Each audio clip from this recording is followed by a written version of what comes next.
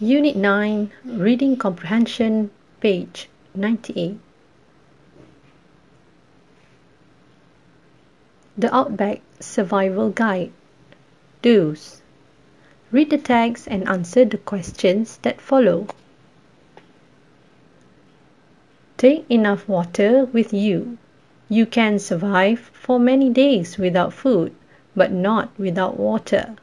Remember, the heat makes you very thirsty, so you'll need to drink several liters of water a day. Wear a hat and sun cream to avoid sunburn. The sun is one of the biggest dangers in Australia. It is at its hottest between 1 p.m. and 5 p.m. So only hike in the mornings and evenings.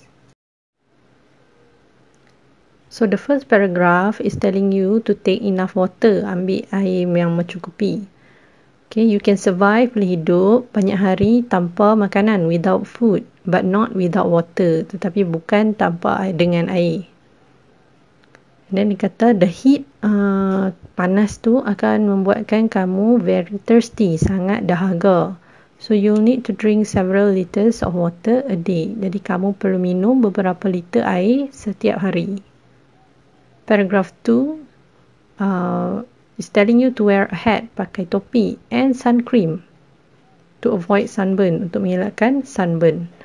So the sun is one of the biggest danger in Australia. So di dekat Australia, di matahari dekat sana sangat berbahaya. So the time of it is hottest between 1 p.m. and 5 p.m. Waktu yang paling panas adalah antara 1 p.m. dan 5 p.m. Jadi dikata hike, okay, kalau nak pergi hiking tu only in the morning, waktu pagi, dan waktu petang sahaja.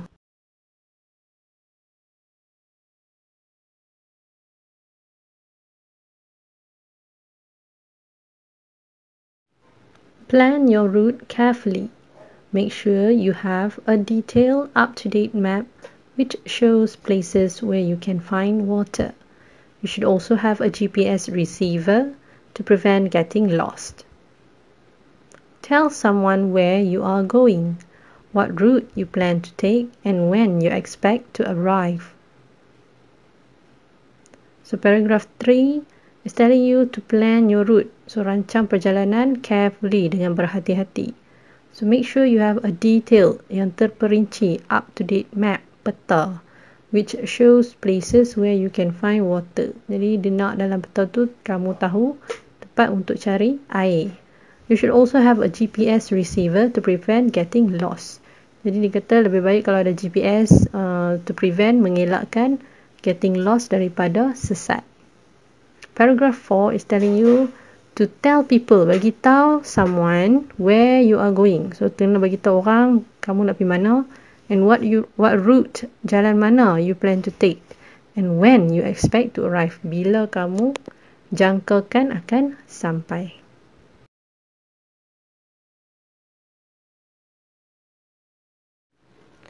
The Outback Survival Guide, Don'ts. Worry too much about snakes. There are many different kinds of poisonous snake in Australia, but only 2 or 3 people a year are killed by snake bites. If you leave the snakes alone, they won't hurt you. Rely on your mobile phone if you get lost. In many remote areas, there will be no signal, so you won't be able to use it. So, don'ts, benda yang kamu jangan buat. So the first paragraph is tell you to not to worry. So jangan risau too much about snakes, ular. So there are many kinds of poisonous snakes. Terdapat banyak jenis ular yang berbisa. But only 2 or 3 people a year are killed. Tapi setahun hanya 2 atau 3 orang sahaja yang mati dibunuh disebabkan snake bites, gigitan ular. So if you leave the snakes alone, so kalau tak kacau ular tu, so they won't hurt you. Dia pun takkan mencederakan kamu. So paragraph 2, rely on your mobile phone if you get lost. Jadi kalau kamu sesat, kamu kenalah bergantung kepada mobile phone. So in many remote areas, dia kata jangan rely, okay?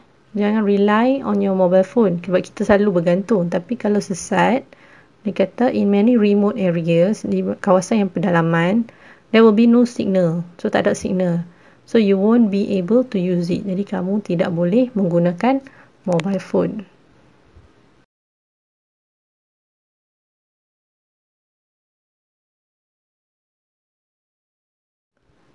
Don't swim in deep muddy water or where you see crocodile warning signs.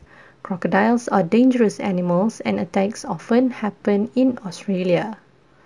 Leave your vehicle if you break down in the middle of nowhere, so don't do that. If a plane is searching for you, it's much easier to spot a car than a person. So in paragraph 3, don't swim in deep muddy water. So jangan berenang dalam air yang berlumpur ataupun dalam. Or where you can see crocodile warning signs. So dekat Australia, mereka akan letak papan tanda amaran bahaya buaya. So crocodile are dangerous animals and attacks often happen in Australia. So di Australia, buaya adalah haiwan yang berbahaya dan banyak attack, serangan buaya tu lah.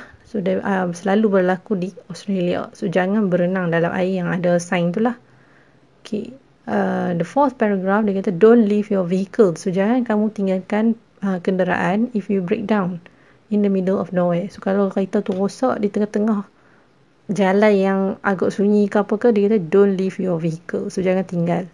So kalau orang mencari, if a plane is searching for you, so mereka kalau cari menggunakan helikopter ke ataupun kapal terbang ke, so it is much easier to spot a car than a person. Jadi lebih senang untuk detect nampak kereta daripada nampak manusia lah, sebab kereta tu besar sikit daripada manusia.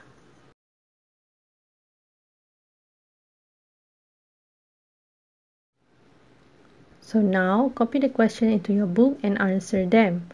You can also refer to page 98. So, sekarang salin dulu soalan dalam buku dan jawab berdasarkan paragraf-paragraf that I have read above, yang saya dah baca tadi. You can also look at the full text in page 98. Right? So, once you have answered the questions, you can submit to the teacher to be checked. Right?